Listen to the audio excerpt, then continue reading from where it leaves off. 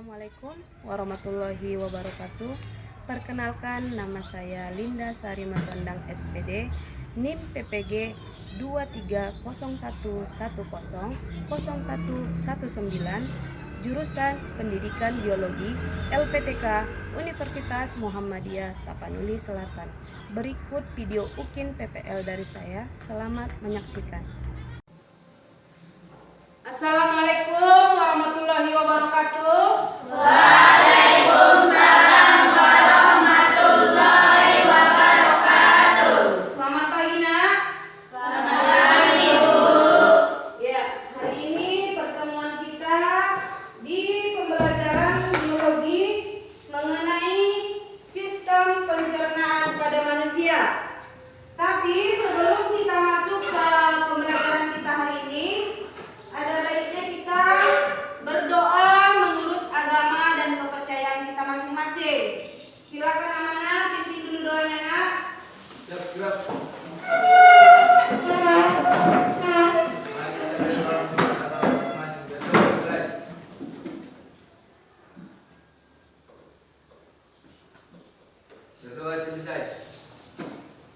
Ya, silakan dulu nak. Hari ini ada nggak nak temanmu yang tidak masuk? Tidak Ibu. Ada atau tidak? Tidak Ibu. Berarti hari ini anak ibu hadir semua ya nak ya? Iya Ibu. Kemarin sebelum masuk ke sistem pencernaan makanan, lagu Pancasila dulu. Ayo Aska, silakan maju ke sini nak.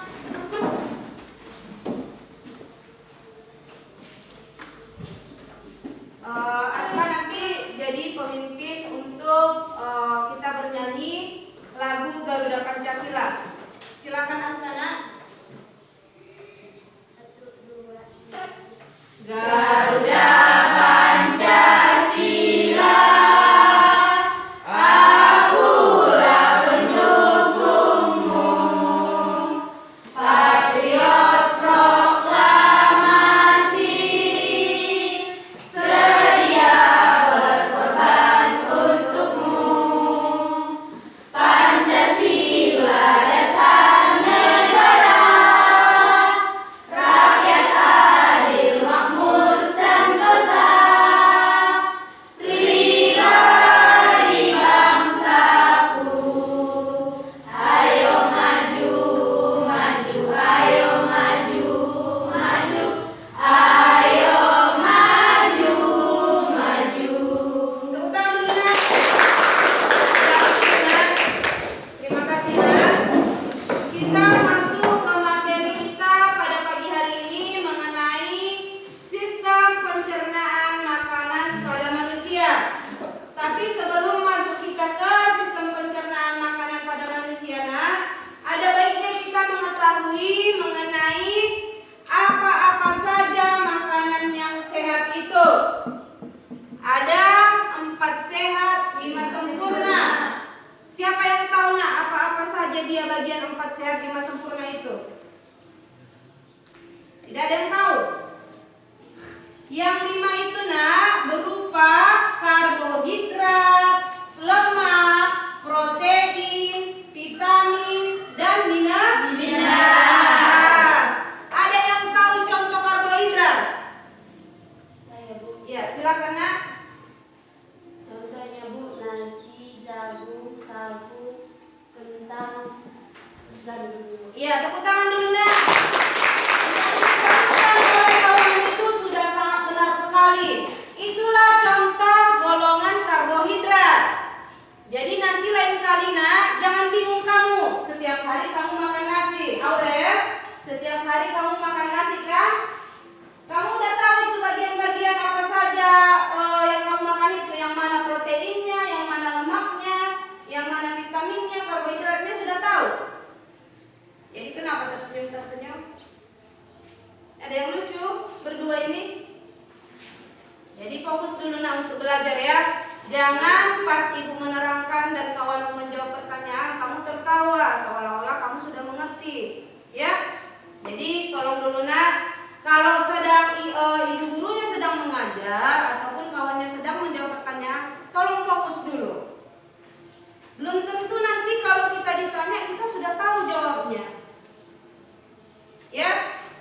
Ini peringatan pertama ya nak ya. Nanti kalau peringatan kedua tetap kalian berdua nanti yang bicara di situ, kalian yang bicara ke depannya nak. Ibu yang dulu. Oke? Bisa dilanjut nak? Bisa, Ibu. Bisa. Ya. Yang kedua, kita membahas mengenai lemak. Siapa yang tahu contoh lemak? Ya, silakan nak.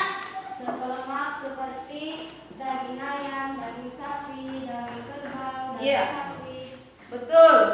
Tepuk tangan dulu sama kawannya. Yang disebutkan kawan itu juga sudah sangat betul. Ada daging sapi, ada daging ayam, dan lain sebagainya. Jadi jangan nak kita makan setiap hari, tapi kita tidak tahu apa yang kita makan itu. Golongan apa saja yang kita makan itu. Kita tidak tahu karbohidrat itu apa saja.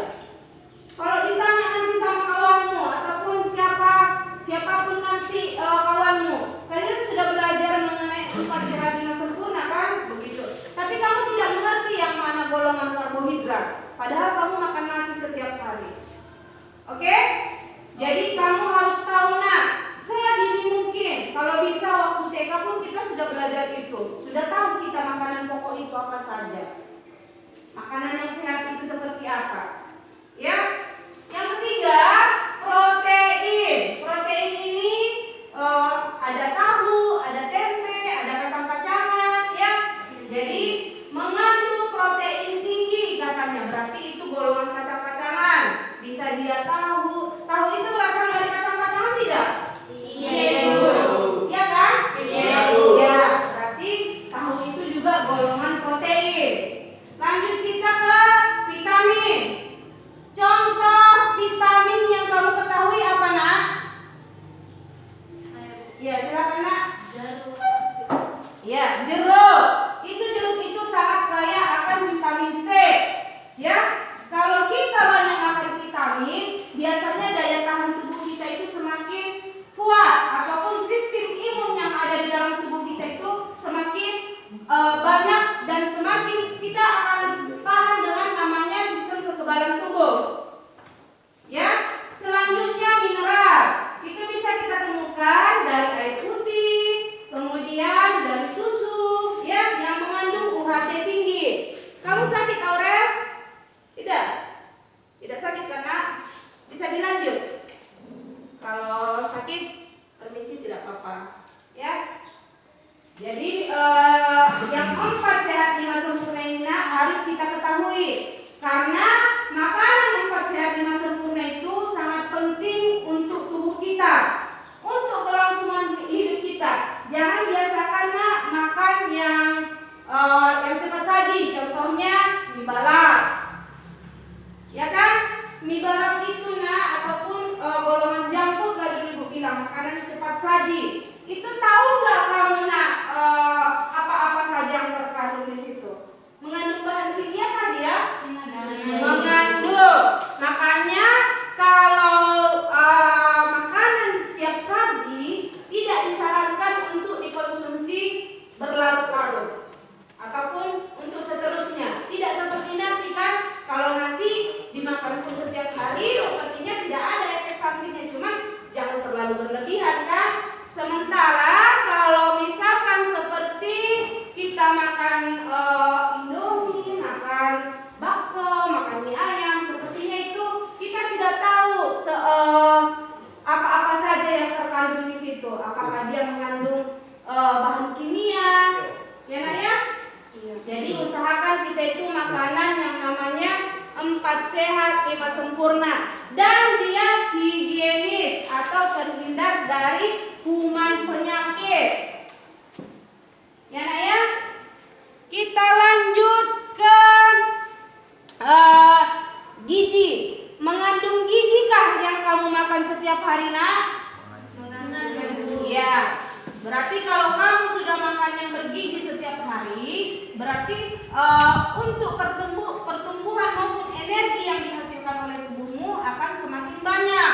Kalau kita coba dulu bandingkan nak, siswa ataupun siswi yang tidak makan dari rumah di pagi hari dengan yang makan dari rumah, yang mana lebih berenergi nak?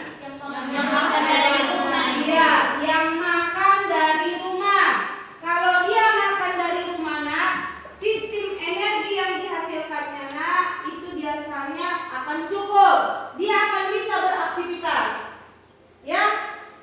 tidak sama tidak dengan yang tidak makan dari rumah. Kalau yang tidak makan dari rumah, biasanya dia akan lebih lesu, lemah, tidak semangat untuk belajar. Kenapa? Tidak ada yang mau dicerna di dalam perut. Jadi kalau tidak ada yang mau dicerna, yang untuk disalurkan ke seluruh tubuh untuk menjadi energi pun tidak ada. Makanya dia lemah, letih, lesu, atau tidak bersemangat sama sekali untuk beraktivitas. Ya nak ya? Berbeda itu dengan yang makan dari rumah ataupun yang sudah tahu aturan makan. Dia minum vitamin tambahannya itu juga bisa ya. Minum yang mengandung gizi lah dulu ibu bilang. Ya nak ya?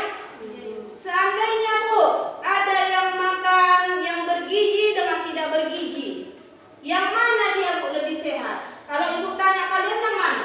Yang bergizi. Iya, makan yang bergizi lah orang yang paling sehat dibanding yang makan pun dia tapi tidak bergizi. Ngerti yang bermaksud karena sama-sama makannya yang dua orang ini. Si A dan si B sama-sama makan.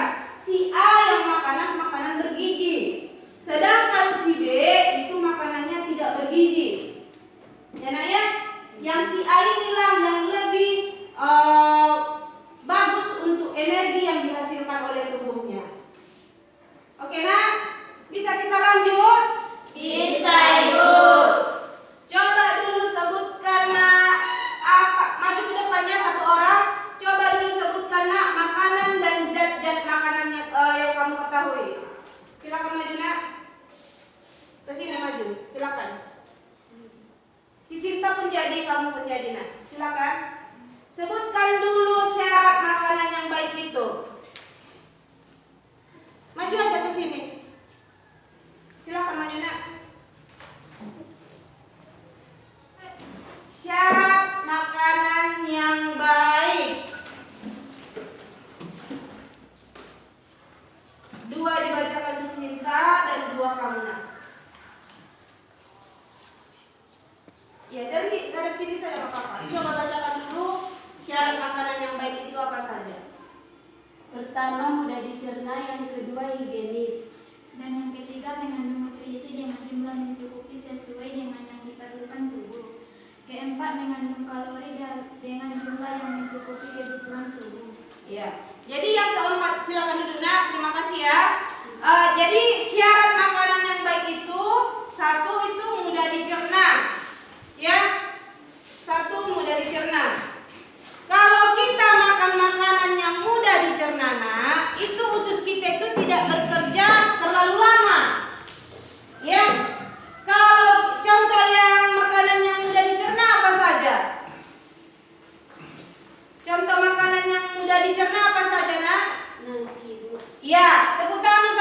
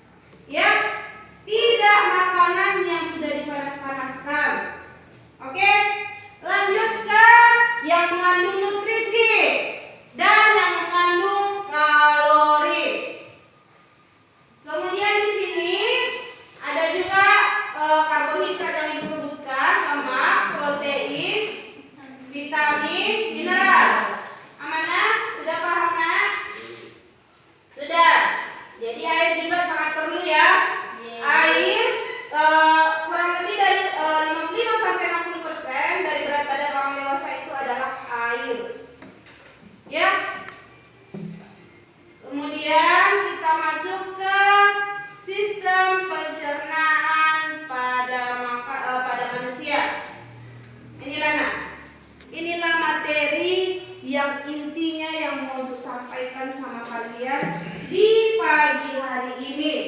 Jadi di sini ada dia proses pencernaan makanan. Yang mana ya? Proses pencernaan makanan tersebut ada namanya ingesti. Oke? Ada namanya ingesti. Yang mana itu adalah makanan yang masuk ke dalam mulut.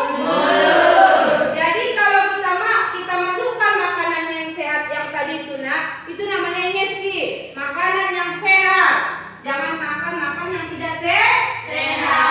Usahakan dulu kita itu sebagai seorang yang sudah bersekolah, yang sudah pendidikan SMA, kamu itu harus tahu makanan yang sehat itu penting bagi tubuh kita. Yang mana ya? Kemudian ada pemotongan dan penggilingan makanan. Di sini akan dilakukan oleh gigi dengan bantuan salivah ataupun air liur. Ya. Jadi kenapa bisa lebih mudah dia mempunya? Karena di dalam mulut kita mengandung air liur kan? Jadi di situ sangat penting kita itu memotong ataupun menggiling makanan dari gigi kita tersebut. Jangan biasakan masuk makanan itu ke mulut langsung kamu telan. Nanti yang prosesnya di situ sistem pencernaan kita itu akan lambat. Jadi kalau semisalkan nanti kamu makan makanan itu kamu masukkan ke mulut, kamu kunyah atau beberapa kali kamu kunyah, sudah lumat kamu rasa baru kamu telan. Ya, ada nggak orang tersedak waktu makan? Ada, apalagi orang yang berbicara waktu makan, orang yang terburu-buru waktu makan, dan tidak minum pada waktunya. Udah banyak dimakannya, tidak minum dia, tidak. Jadi pas kita makannya itu dia tersedak.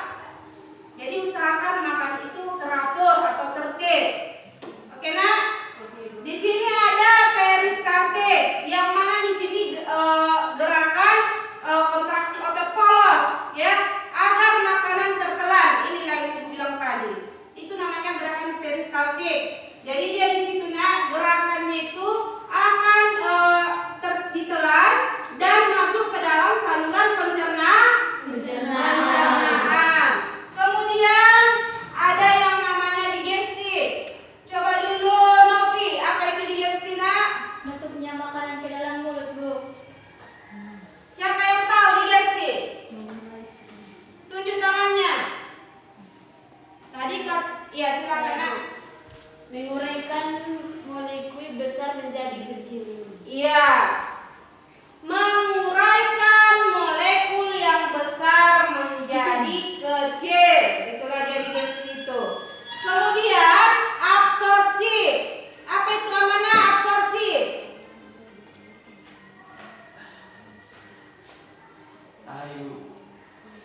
Menggunakan bahasa Indonesia ya nak ya. Memotong dan penggilingan makanan dilakukan oleh gigi dengan bantuan salivah. Siapa yang tahu absorpsi?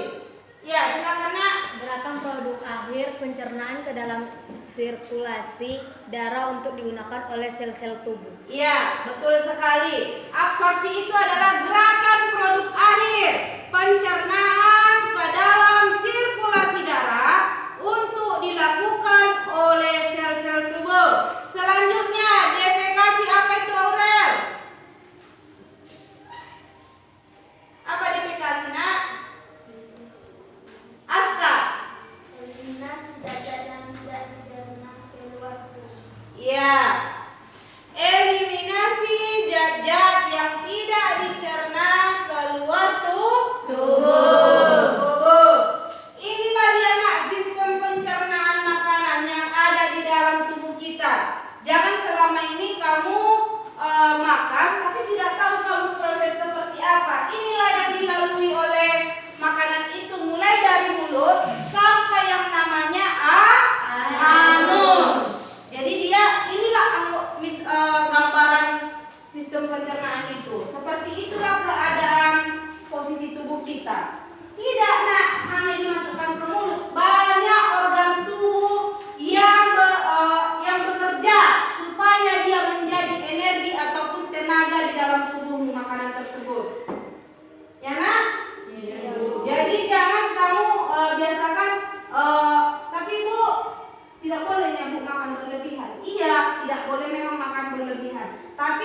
Kalau kamu makan dengan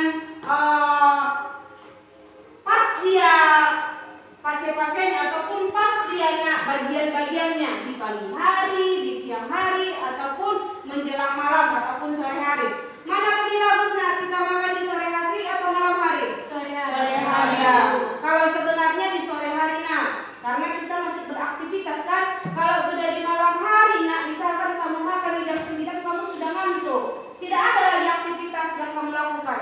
Jadi makanan yang kamu makan itu tidak berupa energi lagi, tertimbun dia di dalam tubuh. Jadi dia akan berubah menjadi lemak karena tidak dibakar oleh tubuh.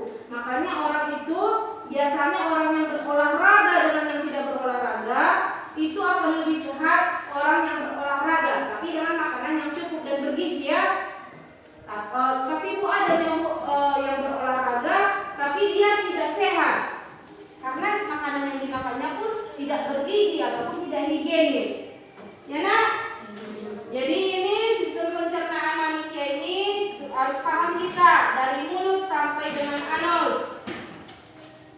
Kemudian nak, ada bagian-bagian apa saja dia yang dilalui di dalam mulut. Coba dulu Aska, sebutkan dulu nak apa saja yang ada di sistem pencernaan pada makanan pada bagian mulut. Terjadinya pencernaan makanan Secara mekanis oleh gigi dan kimiawi oleh enzim amilase.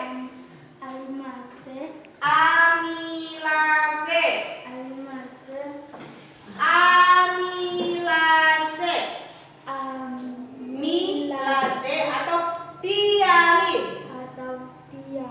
Tialin pakai P nya dia di depan. Iya. Nanti kita bahas lagi di sini bagian mulut, bibir, gigi, lidah dan saliva. Kemudian ada fungsi saliva yang mana di situ melarutkan makanan untuk pengecapan rasa. Ya nak ya, itu salah satu fungsi saliva. Tadi udah bilang kan apa saliva itu? Apa coba?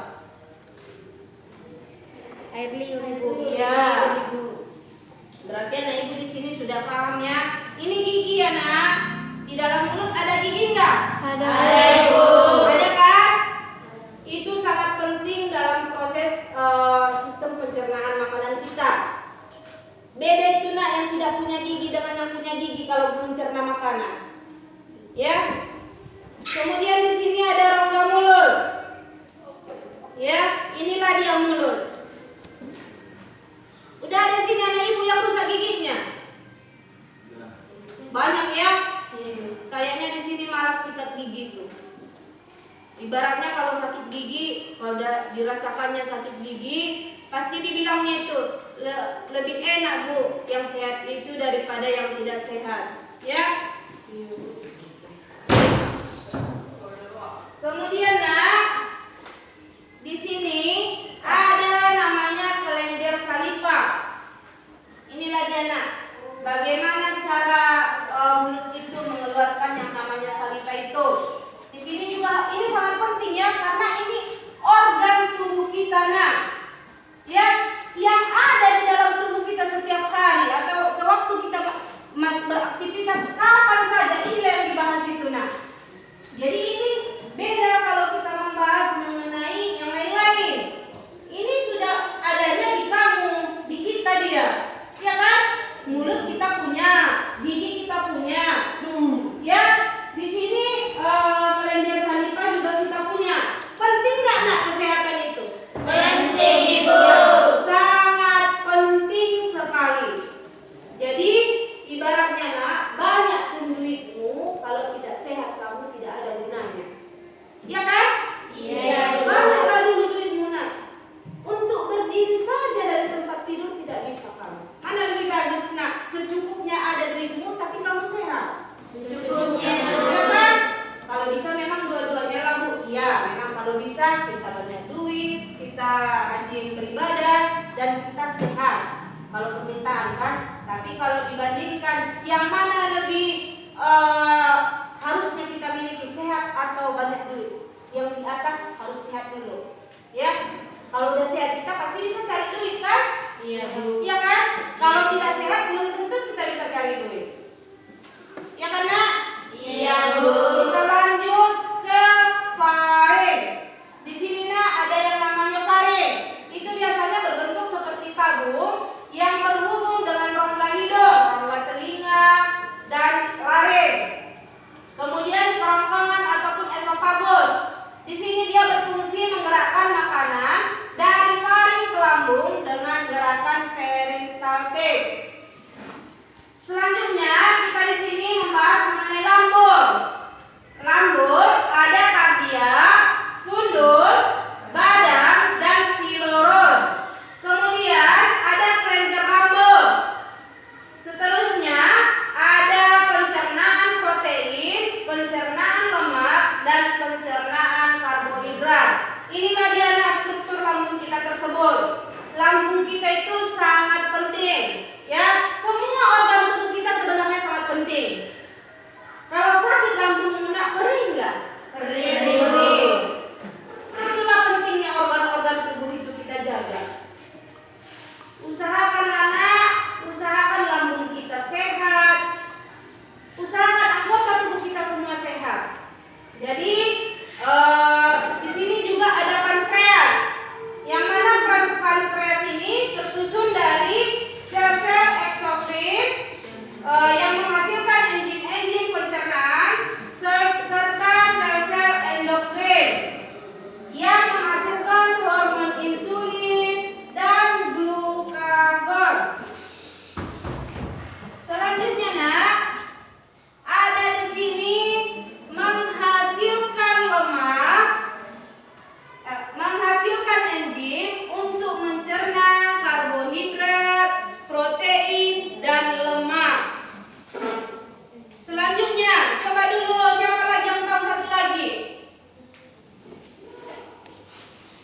Ada yang tahu satu lagi, Nak? Ada? Ada, Ibu. Iya, silakan, Nak.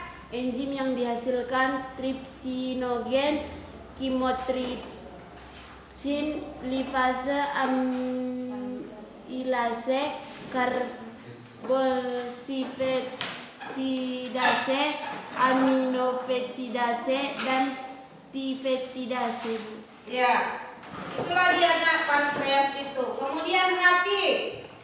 Selanjutnya empedu. Inilah dia gambaran hati, pankreas, dan empedu tersebut. Nampak, Nak, ke belakang? Nampak, Ibu. Ya, di situ, Nak, ada hati, pankreas, dan empedu. Selanjutnya ada usus halus. Seperti inilah dia, Nak, struktur usus halus tersebut. Yang mana itu permukaan usus halus ada di bagian A. Sedangkan lipatan sirkuler usus halus ada di bagian B. Dan fili di bagian C dan mikrofili itu di bagian D pada gambar tersebut. Ya. Selanjutnya ada usus besar atau kolon, yang mana dia di situ fungsinya mengabsorpsi 80 sampai 90% dan elektrolit. Di situ air yang dihasilkannya, Nak, ya. Kemudian memproduksi mukus yang tidak mengandung enzim. Selanjutnya, tempat bakteri yang mampu mencerna sedikit selulosa dan memproduksi sedikit kalori serta menghasilkan vitamin K, riboflavin, tiamin, dan gas. Selanjutnya mengeluarkan zat sisa berupa feses. Itu yang terakhir. Ya, zat sisa tahu kamu, Nak? Tidak, Ibu. Feses pun tidak tahu. Tidak, Ibu. Itulah kalau kita buang air besar. Itulah feses, Nak. Ya. Yang kita keluarkan dari anus kita itu golongan feses. Itulah dia, Nak, pembuangan terakhir. Berarti dia yang tidak bermanfaat lagi di dalam tubuh kita, makanya dibuang. Pernah mengalami DAB kan? Pernah, Ibu. Yang kita keluarkan itulah, Nak, namanya zat sisa ataupun feses. Ya, Nak, ya. Di sini, Nak, ada gangguan sistem pencernaan.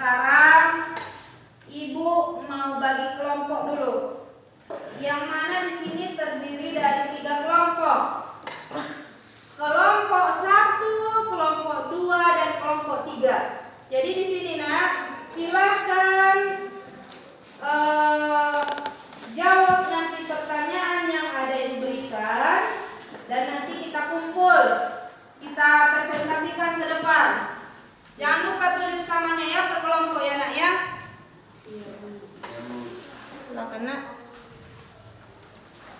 Tulis dulu namanya per kelompok.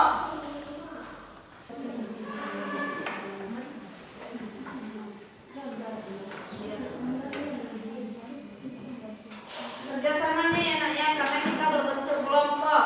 Ada kelompok 1, kelompok 2, dan kelompok 3.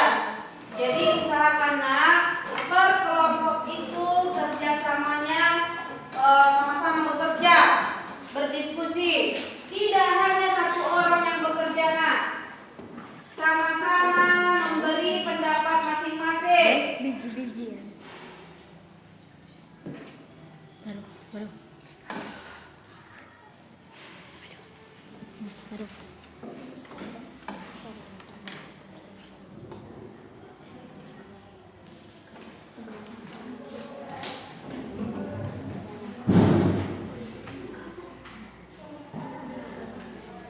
Ini bisa dibesarkan juga ya nak ya, kelasnya itu.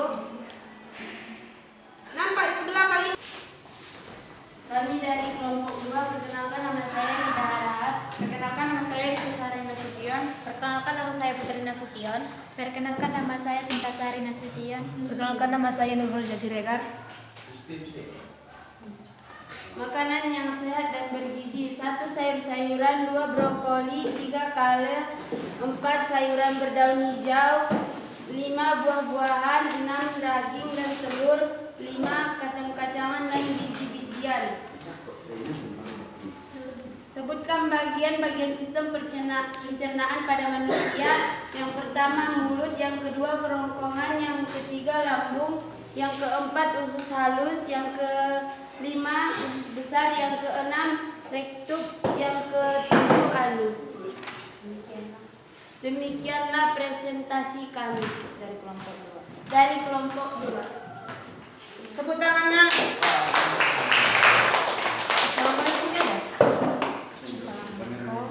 Assalamualaikum warahmatullahi wabarakatuh. Waalaikumsalam warahmatullahi wabarakatuh. Silakan kelompok 3 nak.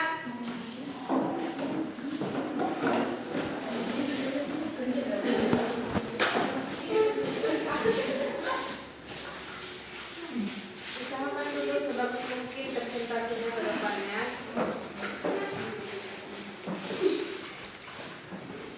Dan perkenalkan dulu. Perkenalkan, nama saya Melia Sapitri, saya dari kelompok 3. Perkenalkan nama saya Desna Sari Siregar. Perkenalkan nama saya Kahilda Batriasi. Perkenalkan, nama saya Iska Auli. Tuliskan makanan yang sehat dan gizi, terdiri dari sayur-sayuran, brokoli, buah-buahan, daging dan telur, kacang-kacangan dan biji-bijian.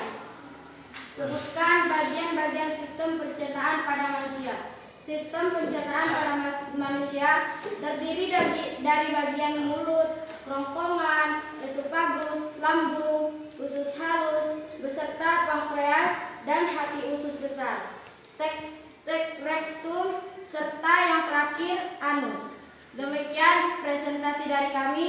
Kami ucapkan salam. Assalamualaikum warahmatullahi wabarakatuh.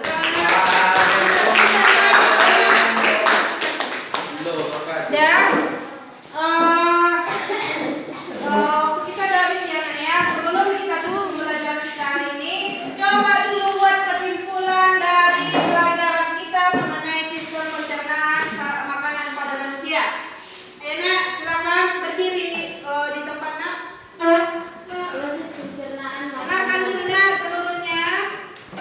Proses pencernaan makanan yang pertama digestis, masuknya makanan ke dalam mulut. Yang kedua pemotongan dan penggilingan makanan dilakukan oleh gigi dengan bantuan saliva. Yang ketiga peristatik, gerakan kontraksi otot polos agar makanan tertelan dan masuk ke dalam saluran pencernaan. Yang keempat digesti, menguraikan molekul besar menjadi kecil. Yang kelima absorpsi, gerakan produksi air pencernaan ke dalam sirkulasi darah untuk digunakan oleh sel-sel tubuh. Yang keenam defekasi, eliminasi zat-zat yang tidak dicerna keluar tubuh. Ya, tepuk tangan nak. Nah, demikianlah nak pertemuan kita pada pagi hari ini.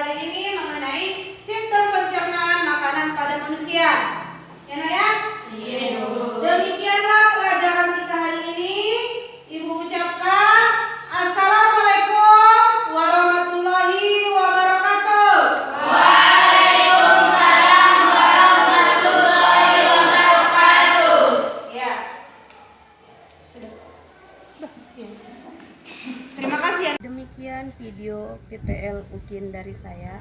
Semoga bermanfaat untuk kita semua. Assalamualaikum warahmatullahi wabarakatuh.